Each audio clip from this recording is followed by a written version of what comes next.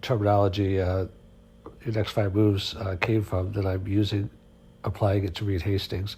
I just read Reed Hastings' new book, No Rules, Rules, and it's a fascinating look. I'm going to cite a few ideas from it and apply it to what I believe Reed is going to be doing strategically at Netflix in regard to his next 5 major rules. So first, no rules, rules. Reed Hastings talks a lot about managing for context rather than control. What that means basically is that when you're running a big enterprise, especially a big creative enterprise, you don't have time, obviously, to micromanage, and it's a waste of resources, and you can't compete. He talks about like a pure software, his previous startup, which he says wasn't a success, but I think was sold for a large sum of money, perhaps $750 million. So when you get to Reed's level, that's probably not a huge success, but Netflix obviously is much, much bigger. But the processes kind of got in the way at a certain point because the best people got tired of the processes and they left. And at a certain point, they couldn't innovate, so they had to try to grow by acquisition, and that kind of was a little bit of a dead end. So he learned from that. I mean, there's a lot of stories that go into it, and he employs something at Netflix called talent density, which means that, and I'm simplifying everything because you have to read the whole book. It's much more detailed and it's fascinating. Basically, talent density, as he describes it, and his co-author is brilliant also, is that, and again, this is a simplification. One, I'm going to get into how this is going to play out in the future. I'm just setting the background now. So one employee that's off the charts is better than 3, 5, or 10 that are good to mediocre, because when you get great people together, they feed off each other and become better. When you have a mix of great people and not so great people, then it kind of descends to the lowest common denominator, and you waste too much resources in supervision, because time is money also. So if you have to spend all your time supervising people, it's not worth it. And so he pays top of market or above market a little bit to get and retain the best people. All right, so with that backdrop, and again, that's very simplified, where is Reed going in the future? So you have to look at what is accomplished and what needs to be accomplished. So obviously, Netflix has grown tremendously to hundreds of millions of subscribers, and internationally, worldwide. But what is the next level of growth? What is the next level of success, and what does it take to get there? So this is where I think Reed is going in his next 5 moves. So the first thing is that even though Jeff Bezos, who owns Amazon, not owns it, but is founder and CEO, he owns he's worth $170 billion, even though he just sold $3 billion worth of Amazon stock. So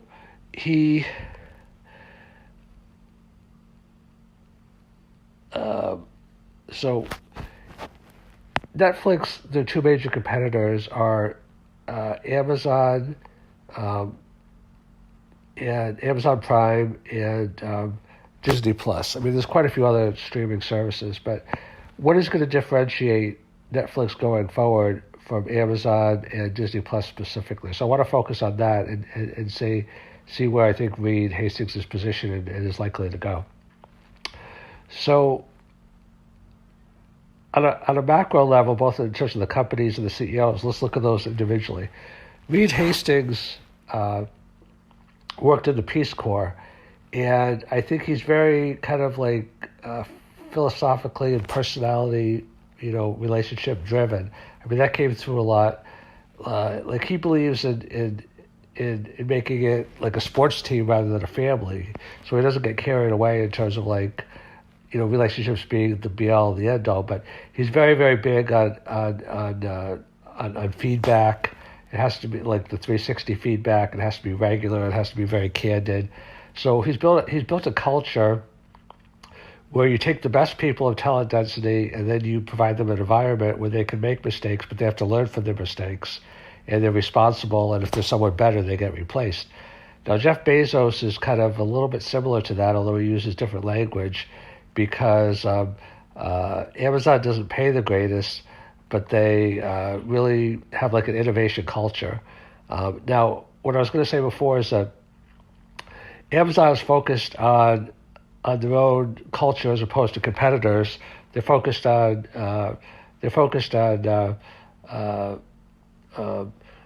being consumer focused, customer focused, rather than competitor focused.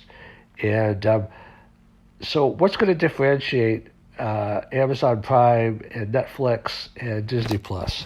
And I'm going to get a little bit more into the CEOs. So, I think one thing that's going to separate them is kind of like transition from culture to metrics and technology. Let me explain that a little bit. Now, you're not going to lose anything with culture, but it's kind of a matter of art and science. Like, there's certain things that AI and machine learning can do now, and there's certain things that it can't. I mean, increasingly over time, more and more professions are being replaced. Even doctors and lawyers are going to be replaced. It's not only truck drivers and cashiers. And a lot of the creative elements, like, magazine articles and newspaper articles, are being written by AI now.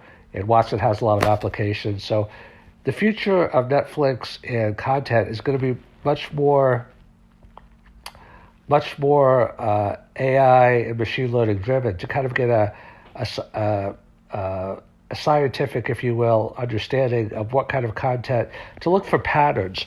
See, like the greatest, like Ted Sorensen, I think his name is, this co-CEO, he has an incredible amount of experience, and you learn from your failures, but you can't go through the data patterns of successes and factors associated with that like a computer can. Now, there's certain things, obviously, that a human could probably still do better than a computer. I'm not saying a computer can do everything, but it's going to be like human assisted or computer assisted,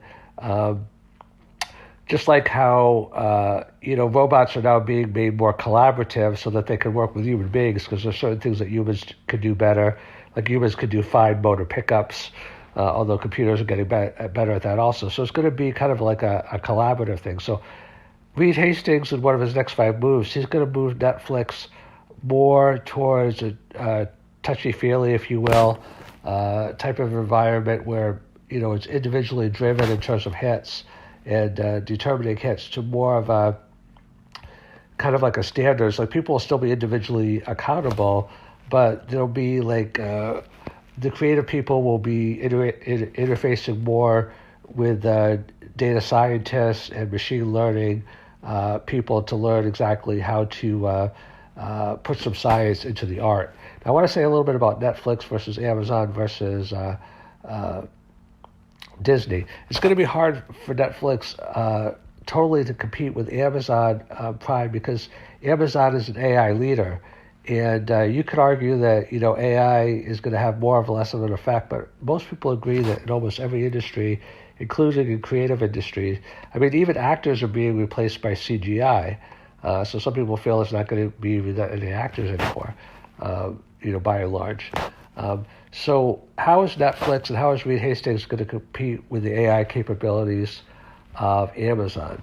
Now, that's kind of an interesting question. I think that if I were Reed Hastings, I would be asking myself, what can Netflix do, and how can Netflix take its incredible culture and talent density that it has and use that to competitive advantage against Amazon in an AI world? Now, let me talk about Disney. Now, Disney has a lot of heart share and mind share because they've been around a long time, and they have generations of hits. Mickey Mouse, Donald Duck, The Lion King, Sleeping Beauty, Beauty and the Beast. The list goes on and on. The Little Mermaid. The list goes on and on and on and on.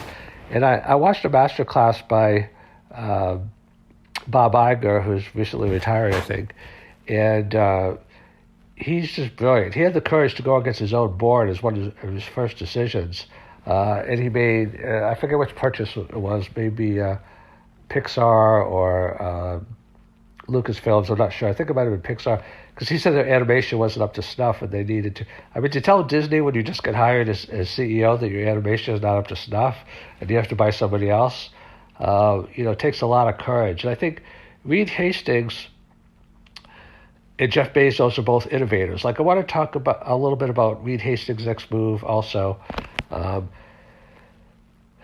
as an innovator, because he took on Blockbuster and he had that fiasco where he split Netflix into two different companies and he learned to take better feedback. But he's always looking several steps ahead. And Bezos is looking several steps ahead. Like, he's taking his money from e-commerce and now, becoming a huge factor with Blue Origin. And I've done a lot of focus on space podcasts and a lot of examination of that.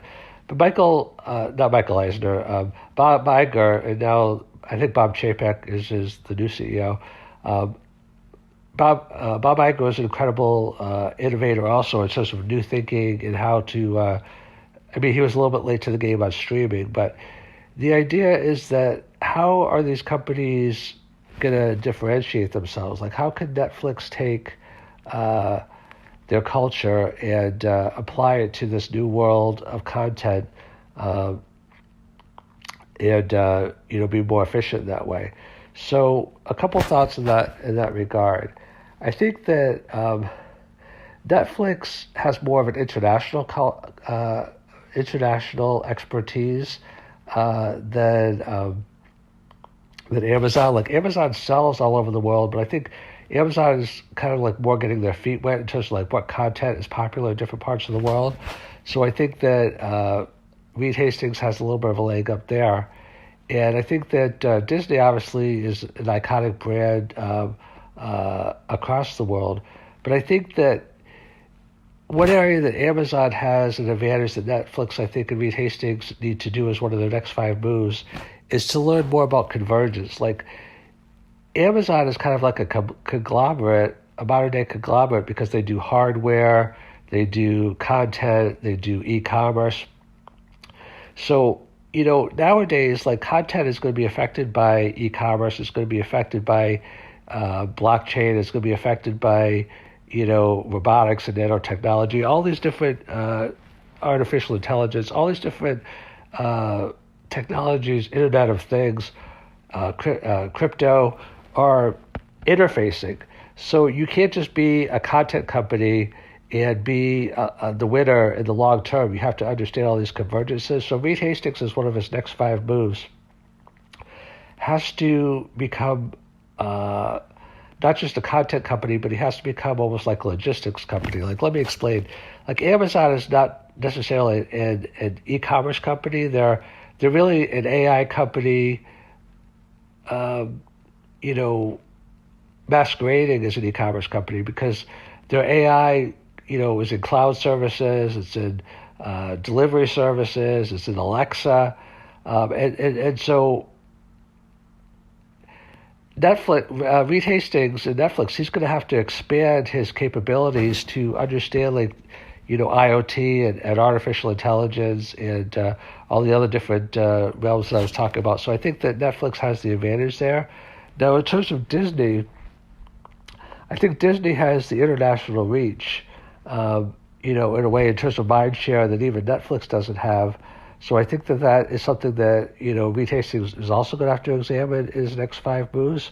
But I think that even though it's better to focus on the customer than the competition, Reed Hastings is going to have to be, like, laser focused. Like, there's an example in the book where Sheryl Sandberg shadowed him for a day or a week, I forget how long it was, and she made a comment to him that he didn't make one decision, and he said that's the successful CEO that, like, just sets the culture and the context so everybody else can make good decisions.